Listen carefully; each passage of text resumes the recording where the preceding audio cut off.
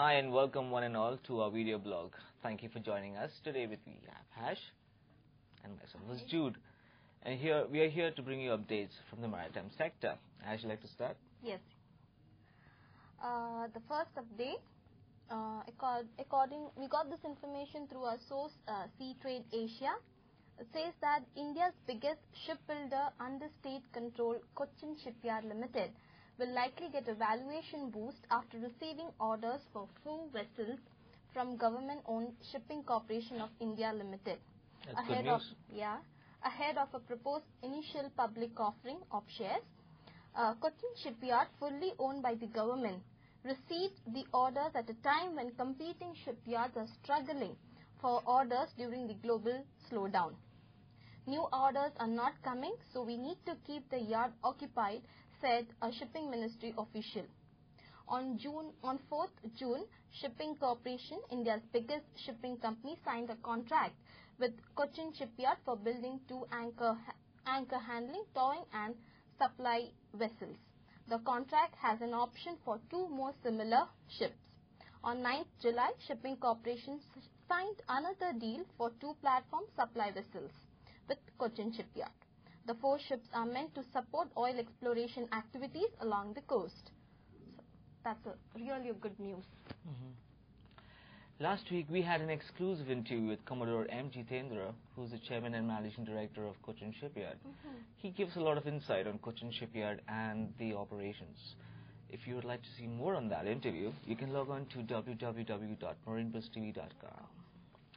Moving on, I have some news from Malaysian Navy. It says here, the KD Tunku Abdul Rahman, that's the name of the vessel, Malaysia's first submarine, KD Tunku Abdul Rahman, has left Toulon, France, on July the 9th to operate in Malaysian waters.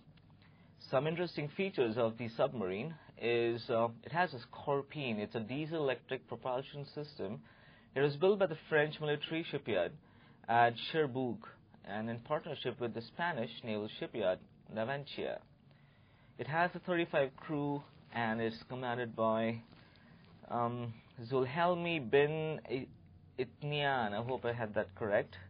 And the submarine project to acquire 2 Scorpion submarines at a cost of $1.4 billion, billion euros, was signed in the year 2002. Okay.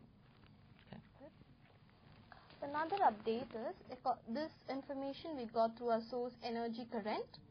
It says that offshore drilling contractor Noble Corporation reported second quarter 2009 earnings of $392 million or $1.49 per diluted share versus earnings of $376 million or $1.39 per diluted share for the second quarter of last year. The results for the second quarter 2009 include a net after-tax charge of $0.05 per share related to expenses associated with Jacob Noble David Tinsley, which was damaged as a result of punch-through event that occurred as the unit was being positioned on location offshore Qatar. Okay, that's okay. I'm sure this news would not be very pleasing to the Greenpeace activists. There has been an oil spill from MV Pacific Adventure along the Queensland coast in Australia. The MP Pacific Adventure, caught in a powerful and tropical cyclone called Hamish, spilled toxic mix of fuel and fertilizer at the Queensland coast of Australia, and it has become a victim of the oil spill. The oil spill is reported to be Queensland's largest oil spill in more than 30 years. That's bad news. It has further reported that the ship owners could be fined up to $1.5 million, and the ship's crew could be hit with fines up to $500,000. That's too much, right?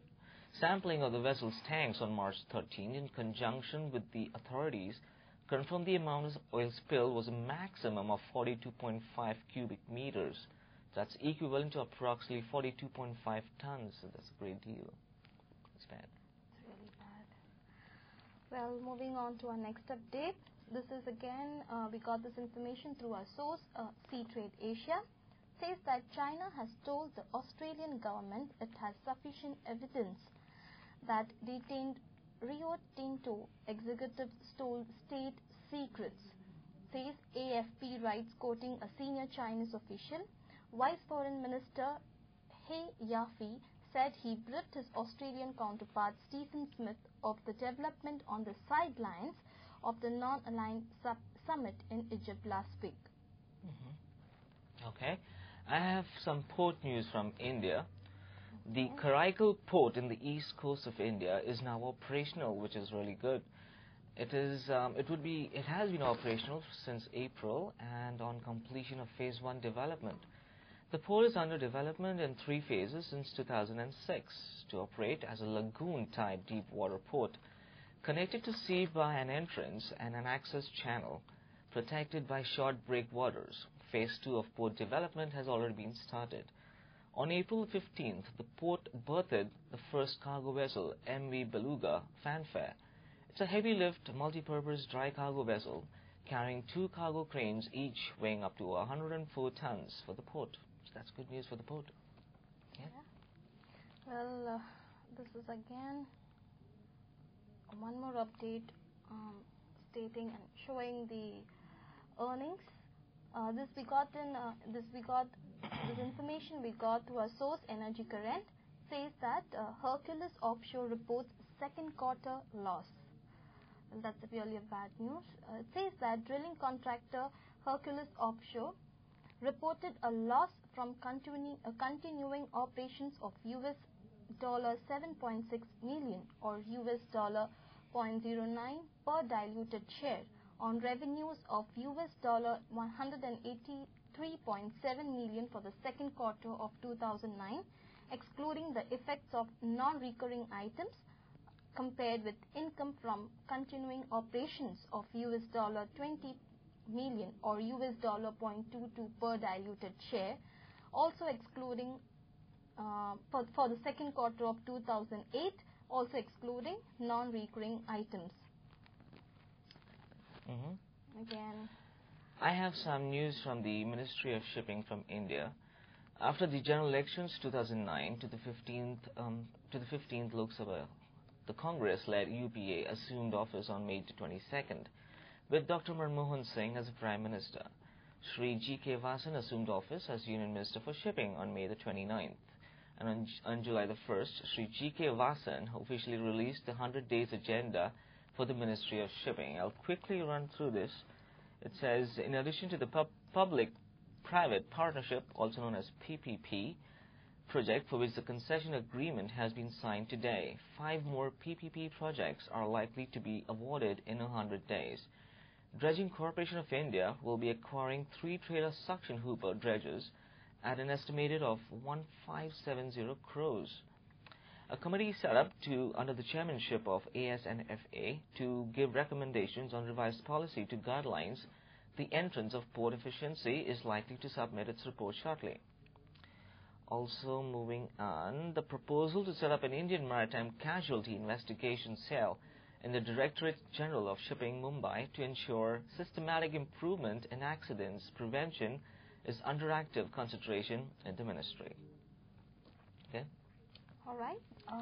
There's one more update. We got this information through our source, Energy Current. It says that ENSCO revenues earnings decline.